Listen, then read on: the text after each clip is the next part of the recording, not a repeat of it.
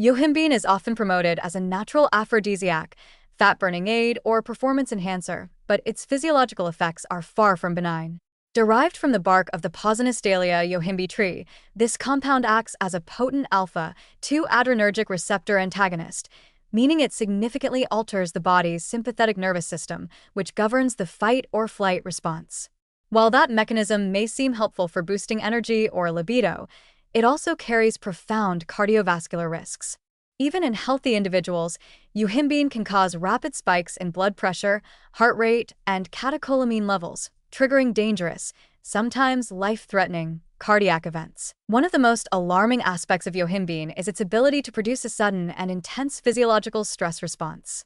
By blocking alpha-2 receptors, it causes an outpouring of norepinephrine, adrenaline, effectively mimicking the body's reaction to extreme stress or fear.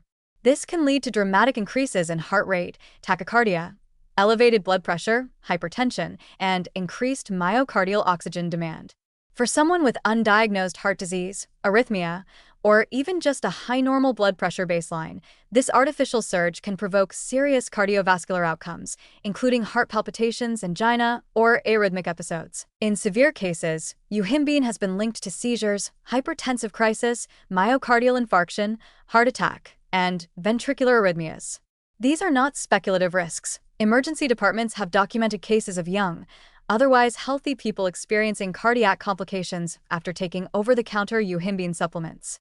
The danger is even greater when yohimbine is taken in combination with other stimulants, like caffeine, synephrine, or pre-workout supplements, or when used during exercise, which already elevates cardiovascular stress. Unlike pharmaceuticals that undergo extensive testing and dosing validation, yohimbine supplements are poorly regulated and vary widely in potency.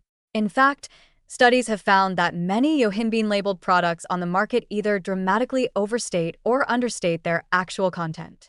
Some contain much more than the label suggests, turning what a user believes is a modest dose into a pharmacologically excessive one. Because yohimbine is potent even at low doses, this inconsistency becomes a serious safety issue. A user may take 2 capsules, thinking it's safe, and end up ingesting the equivalent of a prescription level or toxic dose. Additionally, yohimbine has a narrow therapeutic window, meaning the difference between a helpful dose and a harmful one is small. Its effects can also vary dramatically depending on the user's weight, sex, genetic makeup, and overall health. Some people metabolize it quickly, others more slowly, leading to accumulation and toxicity. And because yohimbine crosses the blood-brain barrier, it can also cause significant psychological side effects: anxiety, panic attacks, hallucinations, irritability, and insomnia. For individuals with a history of mental health conditions, the neurological risks can be just as serious as the cardiovascular ones. Another hidden danger is that yohimbine is sometimes added to supplements without clear labeling, especially in male enhancement pills, weight loss products, or so-called herbal pre-workouts. Users who are unaware of its presence may not know to monitor for symptoms or avoid combining it with other drugs or stimulants.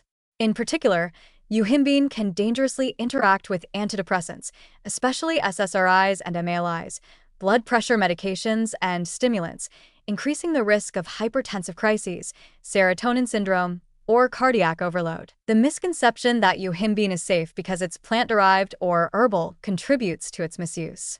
In reality, its pharmacological action is closer to that of a prescription stimulant or adrenergic drug. In many countries, pharmaceutical-grade yohimbine is tightly controlled and prescribed only in specific, medically supervised contexts, such as treatment for erectile dysfunction or orthostatic hypotension. Yet in much of the supplement market, it remains readily available in high-potency capsules, often with little or no medical guidance attached. Importantly, the risk isn't limited to long-term abuse. Acute, first-time use of yohimbine can cause dangerous spikes in blood pressure and heart rate, especially if taken on an empty stomach, in a hot environment, e.g., during a workout, or with alcohol or stimulants. These effects may come on quickly and unpredictably. In susceptible individuals, one dose can be enough to trigger a seizure or arrhythmia, requiring emergency care. Despite all this, yohimbine continues to be marketed as a performance enhancer and weight loss booster, often targeting young adults, athletes, and those seeking a sexual boost, populations who may feel invulnerable and not consult their doctors before using it. This false sense of security, paired with a lack of regulation and warning labels, sets the stage for preventable harm. Ultimately, Yohimbine is not a supplement to take casually. Its effects on the nervous and cardiovascular systems are powerful, unpredictable, and often dangerous, particularly in unsupervised or mislabeled forms. For those with any cardiovascular risk factors, psychiatric conditions, or who are taking medications that interact with adrenergic systems, Yohimbine use can be outright hazardous. Even healthy individuals may face significant risks, and the lack of quality control only heightens the danger. Natural does not mean harmless, and in the case of Yohimbine, it may mean walking blindfolded into a heart emergency.